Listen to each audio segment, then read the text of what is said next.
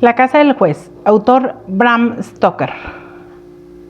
Próxima a la época de exámenes, Malcolmson decidió ir a algún lugar solitario donde poder estudiar sin ser interrumpido.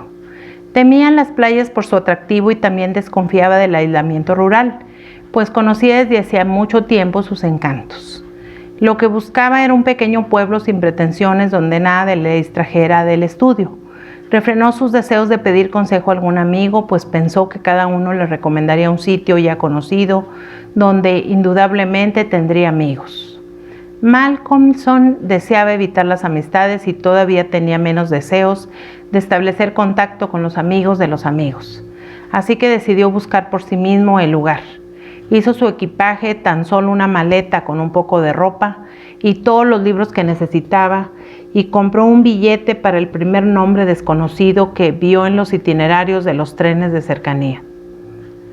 Cuando al cabo de 3 horas de viaje se bajó en Benchurch, se sintió satisfecho de lo bien que había conseguido borrar sus pistas para poder disponer del tiempo y la tranquilidad necesarios para proseguir sus estudios.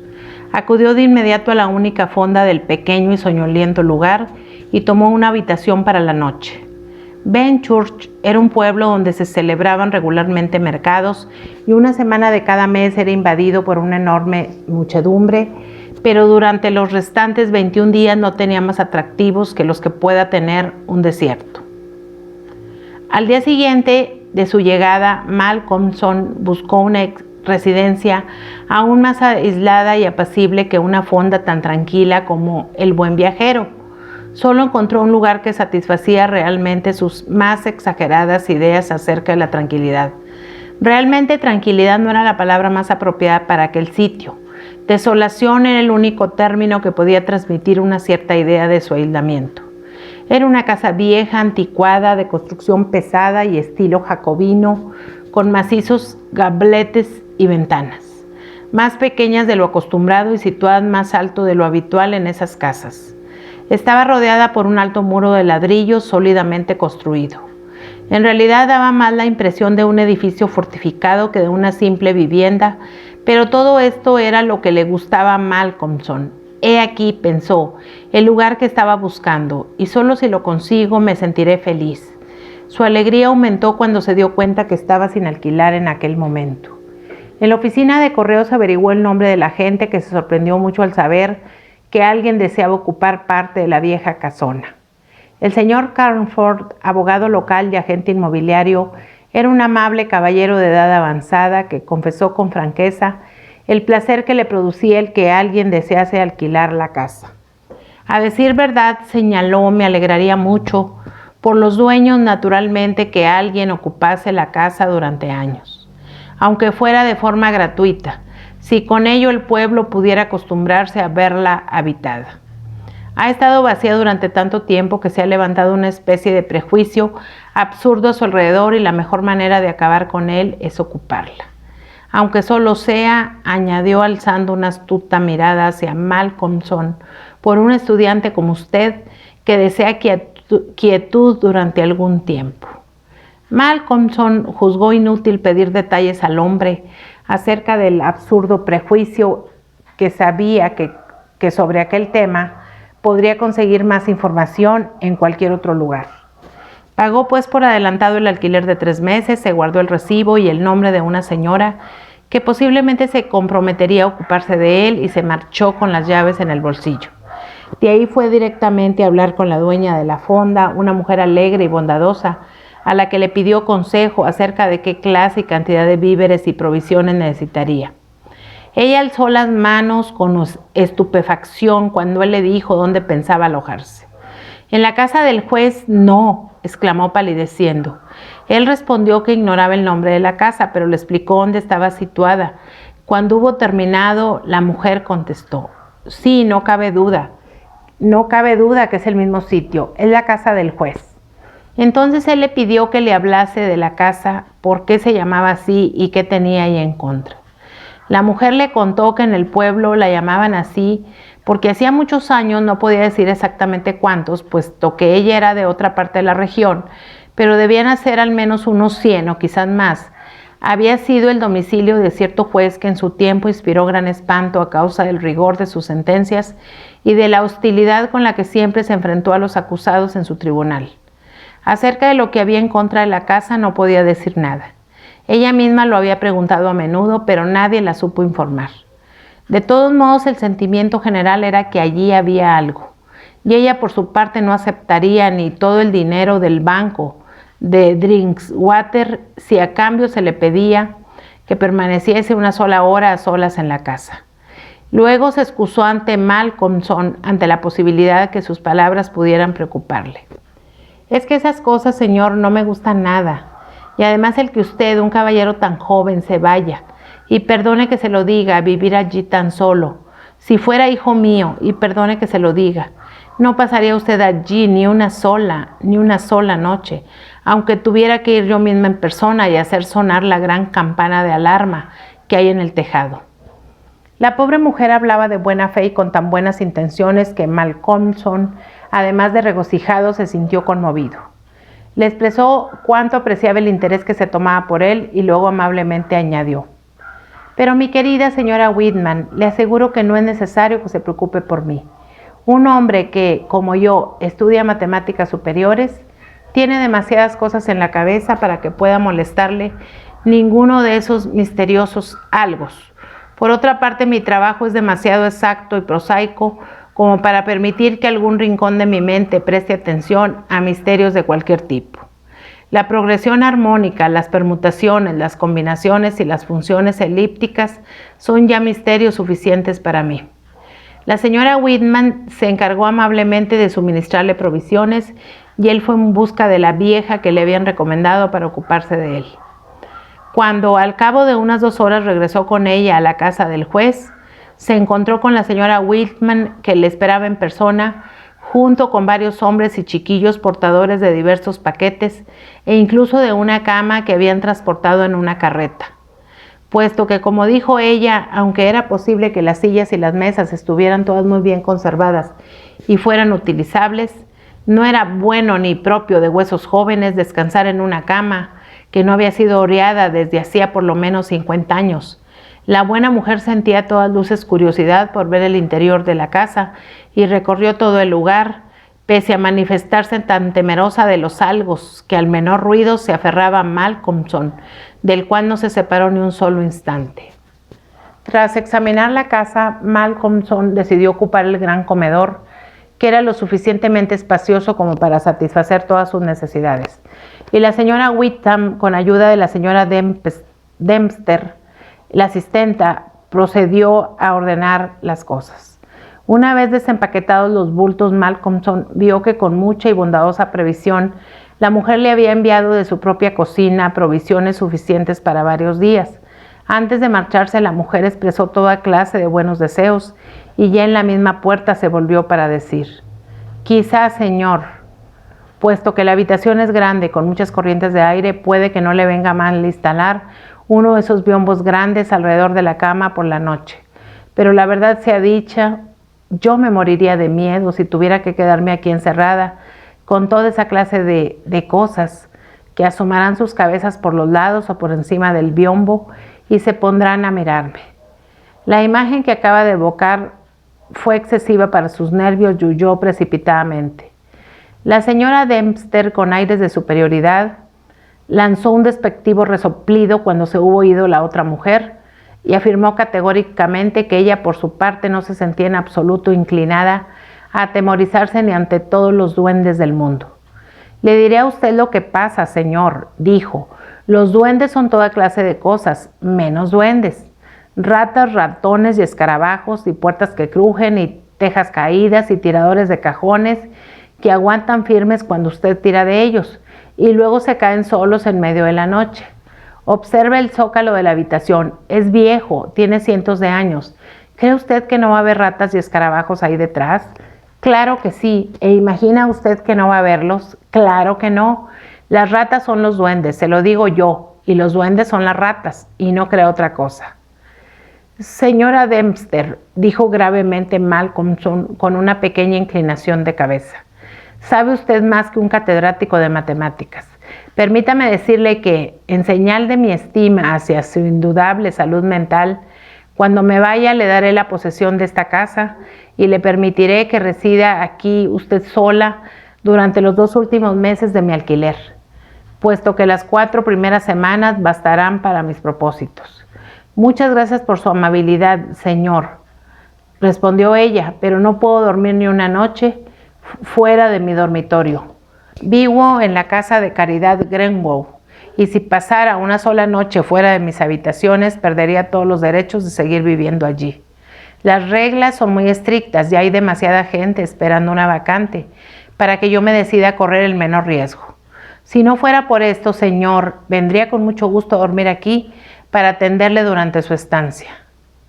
Mi buena señora, dijo apresuradamente Malcolmson, he venido aquí con el propósito de estar solo y créame que le estoy profundamente agradecido al difunto señor Grenwood por haber organizado su casa de caridad o lo que sea de forma tan admirable que me vea privado por la fuerza de la oportunidad de tan terrible tentación.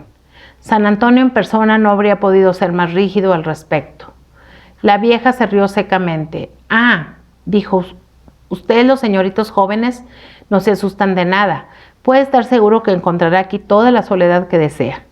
Y se puso a trabajar en la limpieza y al anochecer, cuando Malcolmson regresó de dar su paseo, siempre llevaba uno de sus libros para estudiar mientras paseaba. Se encontró con la habitación barrida y aseada, un fuego ardiendo en la chimenea y la mesa servida para la cena con las excelentes provisiones de la señora Wickham. Esto sí es comodidad, dijo mientras se frotaba las manos. Tras terminar de cenar y poner la bandeja con los restos de la cena al otro extremo de la gran mesa de roble, volvió a sus libros, echó más leña al fuego, despabiló la lámpara y se sumergió en su duro trabajo. No hizo ninguna pausa hasta más o menos las 11, cuando suspendió su tarea durante unos momentos para avivar el fuego y despabilar de nuevo la lámpara y hacerse una taza de té.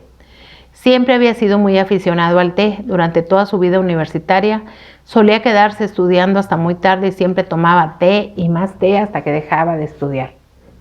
El descanso era un lujo para él y lo disfrutaba con una sensación de delicioso y voluptuoso desahogo. El fuego reavivado saltó y chisporroteó y proyectó extrañas sombras en la vasta y antigua habitación, y mientras tomaba a sorbos el té caliente, gozó con la sensación de aislamiento de sus semejantes. Fue entonces cuando notó por primera vez el ruido que hacían las ratas. Seguro que no han hecho tanto ruido durante todo el tiempo que he estado estudiando, pensó. De lo contrario me hubiera dado cuenta. Luego, mientras el ruido iba en aumento, se tranquilizó diciendo que aquellos rumores eran realmente nuevos. Resultaba evidente que al principio las ratas se habían asustado por la presencia de un extraño y por la luz del fuego y de la lámpara, pero a medida que transcurría el tiempo se habían ido volviendo más atrevidas y ya se hallaban entretenidas de nuevo en sus ocupaciones habituales. Y eran realmente activas. Subían y bajaban por detrás del zócalo que revestía la pared, por encima del cielo raso, por debajo del suelo, se movían, corrían, bullían, roían y arañaban. Malcolmson sonrió al recordar las palabras de la señora Dempster. Los duendes son las ratas y las ratas son los duendes. El té empezaba a hacer su efecto estimulante sobre nervios e intelecto, y el estudiante vio con alegría que tenía ante sí una nueva inmersión en el largo hechizo del estudio antes que terminase la noche, cosa que le proporcionó tal sensación de comodidad que se permitió el lujo de echar una ojeada por la habitación. Tomó la lámpara en una mano y recorrió la estancia preguntándose por qué una casa tan original y hermosa como aquella había permanecido abandonada durante tanto tiempo. Los paneles de roble que recubrían las paredes estaban finamente labrados y el trabajo en madera de puertas y ventanas era hermoso y de raro mérito. Había algunos cuadros viejos en las paredes, pero estaban tan densamente cubiertos de polvo y suciedad que no pudo distinguir ningún detalle, a pesar que levantó la lámpara todo lo posible para iluminarlos. Aquí y allá en su recorrido topó con alguna grieta o agujero bloqueados por un momento por la cabeza de una rata, cuyos brillantes ojos relucían a la luz, pero al instante la cabeza desaparecía con un chillido y un rumor de huida. Sin embargo, lo que más intrigó a Malcolmson fue la cuerda de la gran campana de alarma del tejado, que colgaba en un rincón de la estancia a la derecha de la chimenea. Arrastró hasta cerca del fuego una gran silla de roble tallado y respaldo alto y se sentó para tomar su última taza de té. Cuando hubo terminado, avivó el fuego y volvió a su trabajo, sentado en la esquina de la mesa con el fuego a su izquierda. Durante un buen rato las ratas perturbaron su estudio con su continuo rebullir, pero acabó por acostumbrarse al ruido del mismo modo que uno se acostumbra al tic-tac de un reloj o al rumor de un torrente, y así se sumergió de tal forma en el trabajo que nada en el mundo, excepto el problema que estaba intentando resolver, hubiera sido capaz de hacer mella en él. Pero de pronto, sin haber conseguido resolverlo aún, levantó la cabeza. En el aire notó esa sensación tan peculiar que precede al amanecer y que tan temible resulta para los que llevan vidas dudosas. El ruido de las ratas había cesado. Desde luego tenía la impresión que había cesado hacía tan solo unos instantes, y que precisamente había sido este repentino silencio lo que le había obligado a levantar la cabeza. El fuego se había ido apagando, pero todavía arrojaba un profundo y rojo esplendor. Al mirar en esa dirección, y a pesar de toda su sangre fría, sufrió un sobresalto. Allí, sobre la silla de roble tallado y alto respaldo, a la derecha de la chimenea, había una enorme rata que le miraba fijamente con sus tristes ojillos. Hizo un gesto para ahuyentarla, pero la rata no se movió, ante lo cual hizo ademán de arrojarle algo. Tampoco se movió, sino que le mostró encolerizada sus grandes dientes blancos. A la luz de la lámpara, sus crueles ojillos brillaban con una luz de venganza. Malcolmson se asombró y, tomando el atizador de la chimenea, corrió hacia la rata para matarla, pero antes de que pudiera golpearla, esta, con un chillido que parecía concentrar todo su odio, saltó al suelo y, trepando por la cuerda de la campana de alarma, desapareció en la oscuridad donde no llegaba el resplandor de la lámpara, tamizado por una pantalla verde. Al instante, y esto fue lo más extraño, el ruidoso bullicio de las ratas tras los paneles de roble se reanudó. Esta vez Malcolmson no consiguió sumergirse de nuevo en el problema, pero cuando el gallo cantó afuera anunciando la llegada del alba, se fue a la cama a descansar. Durmió tan profundamente que ni siquiera se despertó cuando llegó la señora Dempster para arreglar la habitación. Solo lo hizo cuando la mujer, una vez barrida la estancia y preparado el desayuno, golpeó discretamente en el biombo que ocultaba la cama. Aún se sentía un poco cansado de su duro trabajo nocturno, pero una cargada taza de té lo despejó pronto, y tomando un libro, salió a dar su paseo matutino, llevándose consigo unos bocadillos, por si no le apetecía volver hasta la hora de la cena. Encontró un sendero apacible entre los olmos, y allí pasó la mayor parte del día estudiando su libro. A su regreso pasó a saludar a la señora Whitman y a darle las gracias por su amabilidad. Cuando ella le vio llegar a través de una ventana de su Sancta Sanctorum, emplomada con romos de vidrios de colores, salió a la calle a recibirle y le pidió que pasase. Una vez dentro, le miró inquisitivamente y negó con la cabeza, al tiempo que decía: «No debe trabajar tanto, señor. Esta mañana está usted más pálido que otras veces.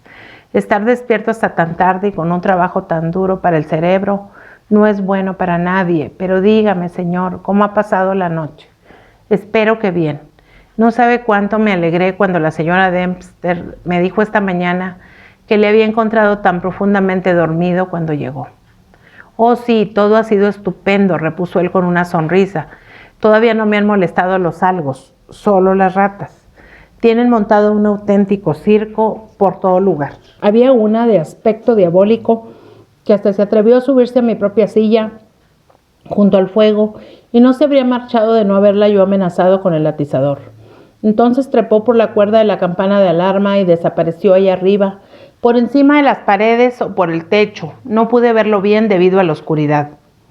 «Dios nos asista», exclamó la señora Whitman. «Un viejo diablo, y sobre una silla junto al fuego.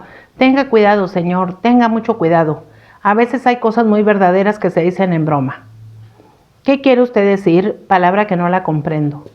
«Un viejo diablo, el viejo diablo quizá. Oh, señor, no se ría usted», pues Malcolmson había estallado en una franca carcajada. «Ustedes, la gente joven, creen que es muy fácil reírse de cosas que hacen estremecer a los viejos. Pero no importa, señor, no haga caso. Quiera Dios que pueda usted continuar riendo todo el tiempo. Eso es lo que le deseo». Y la buena señora rebosó de nuevo alegre simpatía, olvidados por un momento todos sus temores. «Oh, perdóneme», dijo entonces Malcolmson. «No me juzgue descortés, es que la cosa me ha hecho gracia. Eso de que el viejo diablo en persona estaba anoche sentado en mi silla». Y al recordarlo se rió de nuevo, luego se fue a su casa a cenar. Aquella noche, el rumor de las ratas empezó más temprano. Con toda seguridad se había iniciado ya antes de su regreso y solo dejó de oírse unos momentos mientras les duró el susto causado por su imprevista llegada. Después de cenar se sentó un momento junto al fuego a fumar y tras limpiar la mesa empezó de nuevo su trabajo como otras veces. Pero esa noche las ratas le distraían más que la anterior. Cómo correteaban de arriba abajo, por detrás y por encima. Cómo chillaban, roían y arañaban. Y cómo, más atrevidas a cada instante, se asomaban a las bocas de sus agujeros y por todas las grietas y resquebrajaduras del zócalo con sus ojillos brillantes como lámparas diminutas, cuando se reflejaba en ellos el fulgor del fuego, pero para el estudiante habituado sin duda a ellos, esos ojos no tenían nada de siniestro. Por el contrario, solo veía en ellos un aire travieso y juguetón. A menudo, las más atrevidas hacían incursiones por el suelo o a lo largo de las molduras de la pared. Una y otra vez, cuando empezaban a molestarle demasiado, Malcolmson hacía un ruido para asustarlas, golpeaba la mesa con la mano o emitía un fiero shh, shh, para que huyesen inmediatamente a sus escondrijos. Así transcurrió la primera mitad de la noche. Luego, a pesar del ruido, Malcolmson fue sumergiéndose cada vez más en el estudio. De repente alzó la vista como la noche anterior. Dominado por una súbita sensación de silencio, no se oía ni el más leve ruido de roer, chillar o arañar. Era un silencio de tumba. Entonces recordó el extraño suceso de la noche anterior e instintivamente miró a la silla que había junto a la chimenea. Una extraña sensación recorrió entonces todo su cuerpo. Allí, al lado de la chimenea, en la gran silla de roble tallado de respaldo alto, estaba la misma enorme rata mirándole fijamente con unos ojillos fúnebres y malignos. Instintivamente tomó el objeto que tenía más al alcance de su mano, unas tablas de logaritmos, y se lo arrojó. El libro fue mal dirigido y la rata ni se movió. Así que tuvo que repetir la escena del atizador de la noche anterior y de nuevo la rata, al verse estrechamente cercada, huyó trepando por la cuerda de la campana de alarma. También fue muy extraño que la fuga de esta rata fuese seguida inmediatamente por la reanudación del ruido de la comunidad. En esta ocasión, como en la precedente, Malcolmson no pudo ver por qué parte de la estancia desapareció el animal, pues la pantalla de su lámpara dejaba en sombras la parte superior de la habitación y el fuego brillaba mortecino. Miró su reloj y observó que era casi medianoche, y no con descontento del divertimiento, avivó el fuego y se preparó una taza de té. Había trabajado perfectamente sumergido en el hechizo del estudio y se creyó merecedor de un cigarrillo. Así pues, se sentó en la gran silla de roble tallado junto a la chimenea y fumó con delectación. Mientras lo hacía, empezó a pensar que le gustaría saber por dónde lograba meterse el animal, ya que empezaba a acariciar la idea de poner en práctica al día siguiente algo relacionado con una ratonera. En previsión de ello, encendió otra lámpara y la colocó de forma que iluminase bien el rincón derecho que formaban la chimenea y la pared. Luego apiló todos los libros que tenía, colocándolos al alcance de la mano para arrojárselos al animal si llegaba el caso. Finalmente levantó la cuerda de la campana de alarma y colocó su extremo inferior encima de la mesa pisándolo con la lámpara. Cuando tomó la cuerda en sus manos, no pudo por menos que notar lo flexible que era, sobre todo teniendo en cuenta su grosor y el tiempo que llevaba sin usar. Se podría colgar a un hombre de ella, pensó para sí. Terminados sus preparativos, miró a su alrededor y exclamó satisfecho: «Ahora, amiga mía, creo que vamos a vernos las caras de una vez». Reanudó su estudio y aunque al principio le distrajo el ruido que hacían las ratas, pronto se abandonó por completo a sus proposiciones y problemas. De nuevo fue reclamado de pronto por su alrededor. Esta vez no fue solo el repentino silencio lo que llamó su atención. Había además un ligero movimiento de la cuerda y la lámpara se tambaleaba. Sin moverse, comprobó que la pila de libros estuviese al alcance de su mano, y luego deslizó su mirada a lo largo de la cuerda. Pudo observar que la gran rata Se dejaba caer desde la cuerda a la silla de roble, se instalaba en ella y le contemplaba. Tomó un libro con la mano derecha y apuntando cuidadosamente, se lo lanzó. La rata con un rápido movimiento saltó de costado y esquivó el proyectil. Tomó entonces un segundo y luego un tercero y se los lanzó uno tras otro, pero sin éxito. Por fin, y en el momento en que se disponía a arrojarle un nuevo libro, la rata chilló y pareció asustada. Esto aumentó aún más su deseo de dar en el blanco. El libro voló y alcanzó a la rata con un golpe resonante. El animal lanzó un chillido terrorífico y, echando a su perseguidor una mirada de terrible malignidad, trepó por el respaldo de la silla, desde cuyo borde superior saltó hasta la cuerda de la campana de alarma, por la cual subió con la velocidad del rayo. La lámpara que sujetaba la cuerda se tambaleó bajo el repentino tirón, pero era pesada y no llegó a caerse. Malcolmson siguió la rata con la mirada y la vio, gracias a la luz de la segunda lámpara, saltar a una moldura del zócalo y desaparecer por un agujero en uno de los grandes cuadros colgados de la pared indescifrable bajo la espesa capa de polvo y suciedad. Mañana le echaré una ojeada a la vivienda de mi amiga, dijo en voz alta el estudiante, mientras recogía los volúmenes tirados por el suelo. El tercer cuadro, a partir de la chimenea, no lo olvidaré. Tomó los libros uno por uno, haciendo un comentario sobre ellos mientras iba leyendo sus títulos. Secciones cónicas no la rozó, ni tampoco oscilaciones cicloideas, ni los Principia, ni los Cuaternios, ni la termodinámica. Este es el libro que le alcanzó. Malcolmson lo tomó del suelo y miró el título. Y al hacerlo se sobresaltó y una súbita palidez cubrió su rostro. Miró a su alrededor inquieto y se estremeció levemente mientras murmuraba para sí: «La Biblia que me dio mi madre, qué extraña coincidencia». Volvió a sentarse y reanudó su trabajo. Las ratas del zócalo volvieron a sus cabriolas, sin embargo ahora no le molestaban, al contrario, su presencia le proporcionaba una cierta sensación de compañía, pero no pudo concentrarse en el estudio y después de intentar inútilmente dominar el tema que tenía entre manos, lo dejó con desesperación y fue a acostarse, justo cuando el primer resplandor del amanecer penetraba furtivamente por la ventana que daba al este. Durmió pesadamente pero inquieto y soñó mucho cuando le despertó la señora Dempster. Ya muy entrada la mañana, su aspecto era de haber descansado mal y durante algunos minutos no pareció darse cuenta exacta de dónde se encontraba. Su primer encargo sorprendió bastante a la criada. «Señora Dempster, cuando me ausente hoy de casa quiero que tome la escalera, saque el polvo y limpie bien todos esos cuadros, especialmente el tercero a partir de la chimenea. Quiero ver qué hay en ellos». Hasta bien entrada la tarde estuvo Malcolmson estudiando a la sombra de los árboles y a medida que transcurría el día notó que sus asimilaciones mejoraban progresivamente y fue volviendo al alegre optimismo del día anterior. Ya había conseguido solucionar satisfactoriamente todos los problemas que hasta entonces le habían eludido y se encontraba en un estado tal de euforia que decidió hacer una visita a la señora Witham en el Buen Viajero. La encontró en su confortable cuarto de estar, acompañada por un desconocido que le fue presentado como el doctor Thornhill.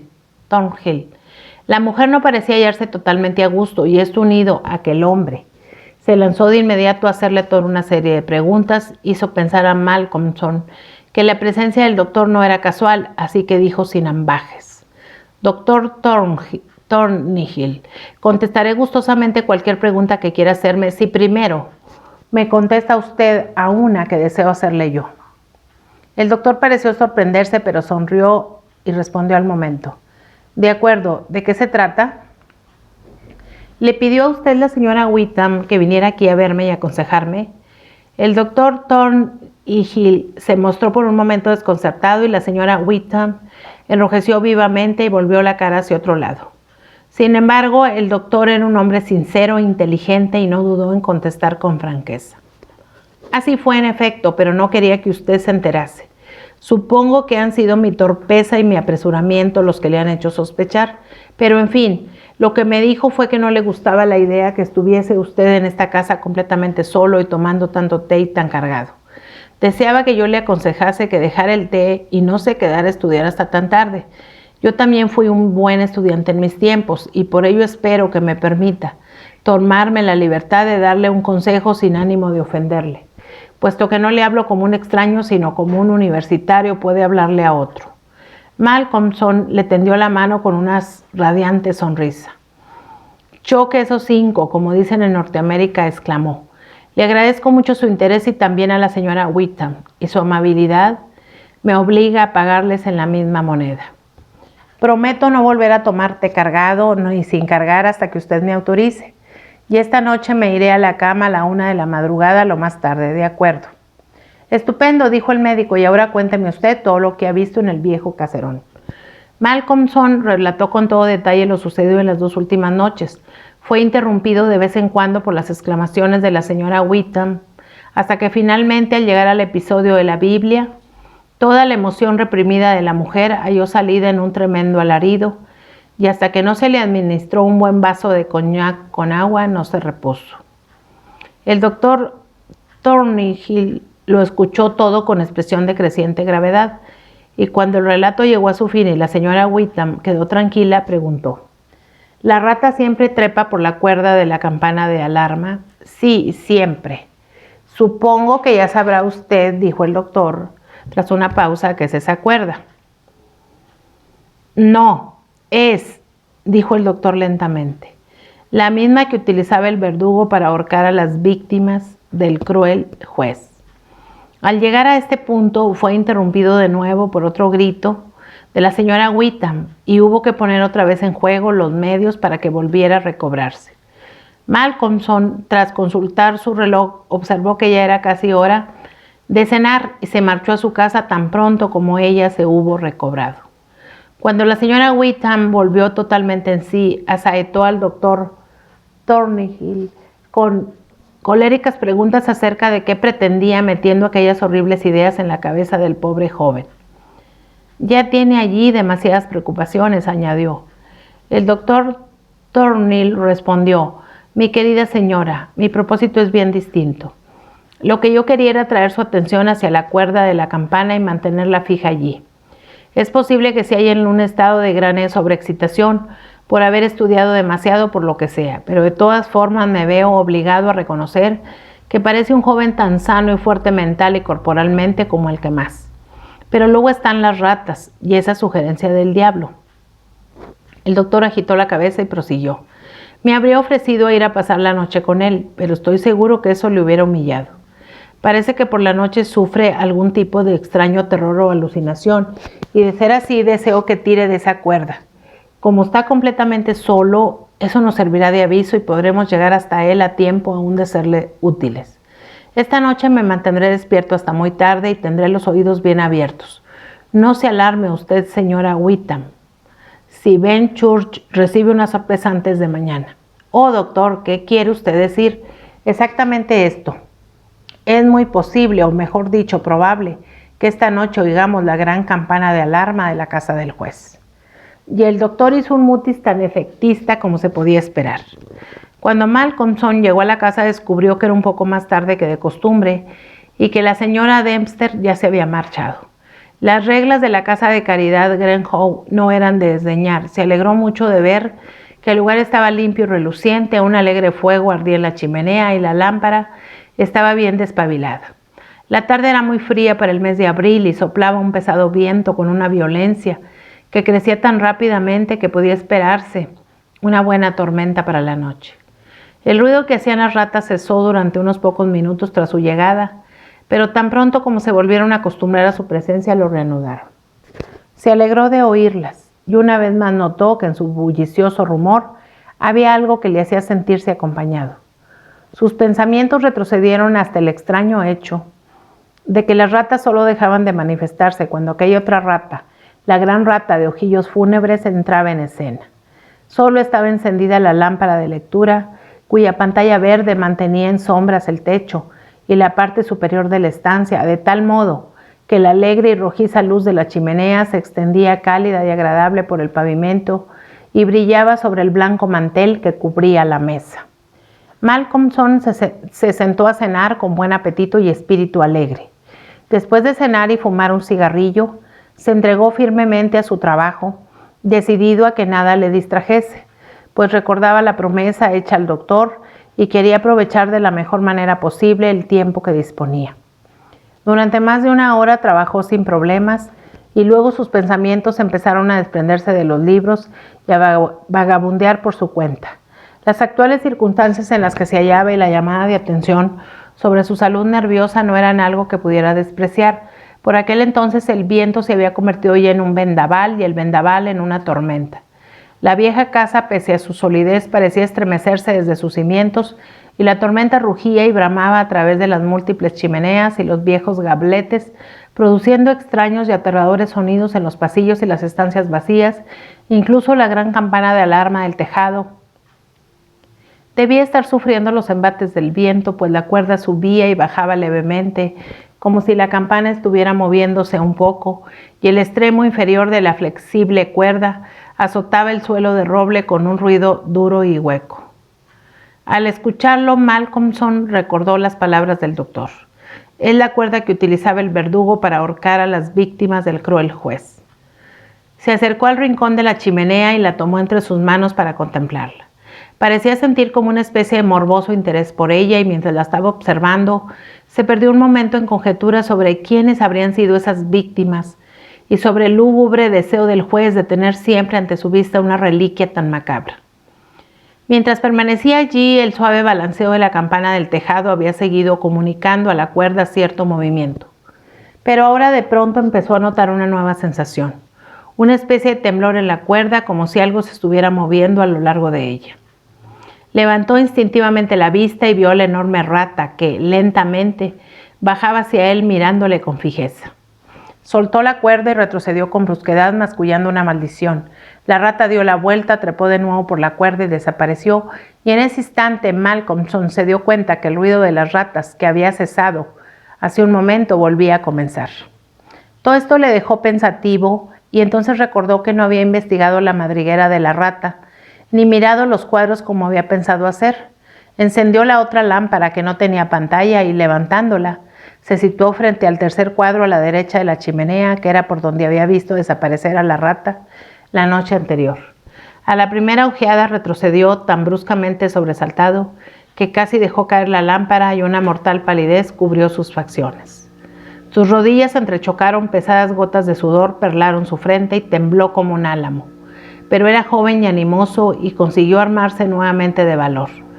Tras una pausa de unos segundos, avanzó lentamente unos pasos, alzó la lámpara y examinó el cuadro que una vez desempolvado y limpio, era ya claramente distinguible. Era el retrato de un juez vestido de púrpura y armiño. Su rostro era fuerte y despiadado, maligno, vengativo y astuto, con una boca sensual y una nariz ganchuda de rojizo color y forma semejante al pico de un ave de presa. El resto de la cara era de un color cadavérico. Los ojos, de un brillo peculiar, tenían una expresión terriblemente maligna. Contemplándolos, Malcolmson sintió frío, pues en ellos vio una réplica exacta, los ojos de la enorme rata. Casi se le cayó la lámpara de la mano cuando vio a esta mirándole con unos ojillos fúnebres desde el agujero de la esquina del cuadro y notó el repentino cese del ruido de las demás. Pese a ello, volvió a reunir todo su valor y continuó examinando la pintura.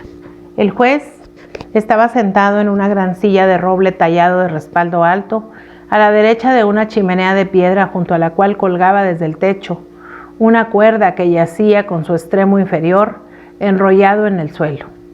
Con una sensación de horror, Malcolmson reconoció en esa escena la habitación donde se hallaba ahora y miró despavorido a su alrededor, como esperando hallar alguna extraña presencia a su espalda. Luego volvió a dirigir su mirada al rincón que formaba la chimenea y, lanzando un grito desgarrado, dejó caer la lámpara que llevaba en la mano. Allí, en la silla del juez, con la cuerda colgando tras ella, se había instalado aquella enorme rata que tenía la misma fúnebre mirada que éste, ahora diabólicamente intensa, excepto el ulular de la tormenta. Todo mantenía un completo silencio. La lámpara caída hizo que Malcolmson volviera a la realidad. Por fortuna era de metal y el aceite no se derramó. Sin embargo, la necesidad de recogerla de inmediato serenó sus aprensiones nerviosas. Cuando hubo apagado la lámpara, se secó el sudor y meditó un momento. Esto no puede ser, se dijo en voz alta. Si sigo así voy a volverme loco. Basta ya. Prometí al doctor que no tomaría té. Por Dios que tenía razón. Mis nervios han debido llegar a un estado terrible. Es curioso que yo no lo note. Nunca en mi vida me he encontrado mejor, pero ahora todo vuelve a ir bien. No volveré a comportarme como un necio.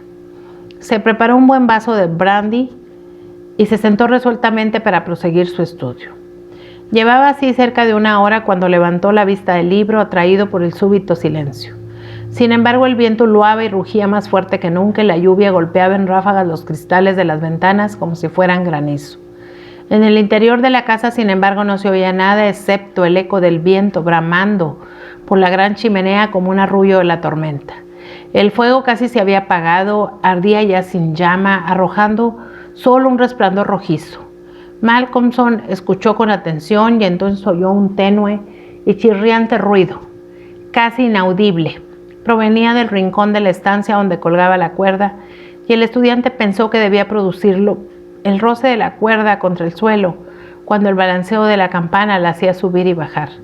Sin embargo, al mirar hacia allí, observó sorprendido que la rata, agarrada a la cuerda, la estaba royendo. La cuerda estaba ya casi roída por completo. Se podía ver un color más claro en el punto donde las hebras internas habían quedado al descubierto. Mientras observaba la tarea quedó completada y la cuerda cayó con un chasquido sobre el piso del roble, al tiempo que por un instante la gran rata permanecía colgada como una monstruosa borla o campanilla.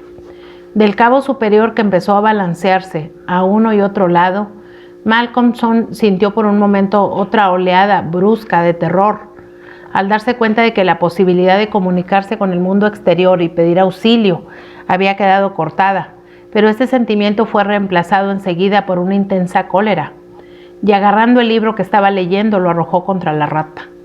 El tiro iba bien dirigido, pero antes que el proyectil pudiera alcanzarla, la rata se dejó caer y aterrizó en el suelo con un blando ruido. Malcolmson se abalanzó al instante sobre ella, pero el animal salió disparado y desapareció en las sombras de la estancia. Malcolmson comprendió que el estudio había terminado, al menos por aquella noche, y decidió alterar la monotonía de su vida con una cacería de ratas. Retiró la pantalla de la lámpara para conseguir un mayor radio de acción de la luz.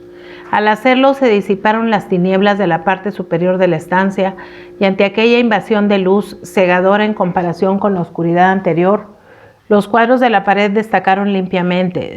Desde donde estaba Malcolmson pudo ver justo frente a él el tercero a la derecha de la chimenea. Se frotó con sorpresa los ojos y luego un gran miedo empezó a invadirle. En el centro del cuadro había un espacio vacío, grande e irregular, en el que se veía el lienzo pardo, tan limpio como cuando fue colocado en el bastidor. El fondo del cuadro estaba como antes, con la silla, el rincón de la chimenea y la cuerda, pero la figura del juez había desaparecido. Malcolmson, estremecido de terror, fue girando lentamente y entonces empezó a estremecerse y a temblar como afectado por un ataque de parálisis. Sus fuerzas parecían haberle abandonado, dejándole incapaz de hacer el menor movimiento, incluso casi incapaz de pensar. Solo podía ver y oír. Allí, en la gran silla de roble de alto respaldo, estaba sentado el juez con su atuendo de púrpura y armiño, los fúnebres ojos brillando vengativos, una sonrisa de triunfo en la boca, firme y cruel, mientras sostenía en sus manos un negro birrete. Malcolmson notó que la sangre huía de su corazón, como lo que se siente en los momentos de prolongada ansiedad. Le silbaban los oídos. Sin embargo, podía oír el bramar y el aullar de la tempestad, y atravesándola, deslizándose sobre ella, le llegaron las campanadas de medianoche en grandes repiques desde la plaza del mercado. Durante un tiempo que se le antojó interminable, permaneció inmóvil como una estatua, casi sin respiración, con los ojos desorbitados, heridos de horror. A medida que iba sonando el reloj, se intensificaba la sonrisa del triunfo en la cara del juez, y cuando hubo sonado la última campanada de medianoche, se colocó el negro birrete en la cabeza. Lenta, deliberadamente, el juez se levantó de su asiento y tomó el trozo de cuerda que yacía en el suelo. Lo palpó con sus manos como si su contacto le produjese placer y luego empezó a anudar uno de sus extremos. Apretó y comprobó el nudo con el pie, tirando fuertemente de él hasta quedar satisfecho, y entonces lo transformó en un nudo corredizo que alzó con su mano. Después empezó a moverse a lo largo de la mesa, por el lado opuesto donde se encontraba Malcolmson, con la mirada fija en él hasta que le rebasó.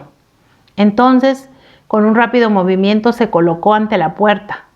Malcolmson empezó a darse cuenta en ese momento que había caído en una trampa e intentó pensar qué debía hacer. Había cierta fascinación en los ojos del juez que no se apartaban de él y cuya mirada Malcolmson se veía forzado a sostener. Vio que el juez se le aproximaba sin dejar de mantenerse entre la puerta y el joven. Levantaba el lazo y lo arrojaba en su dirección como para capturarle. Con un gran esfuerzo hizo un rápido movimiento lateral y vio como la cuerda caía a su lado y la oyó golpear contra el suelo de roble. De nuevo levantó el nudo el juez y trató de cazarle sin apartar sus fúnebres ojos de él. Y el estudiante consiguió evitarlo haciendo un poderoso esfuerzo. Esto se repitió muchas veces sin que el juez pareciera desanimarse por sus fracasos, sino más bien gozar con ellos como un gato con un ratón. Por fin, en la cumbre de su desesperación, Malcolmson arrojó una rápida mirada a su alrededor.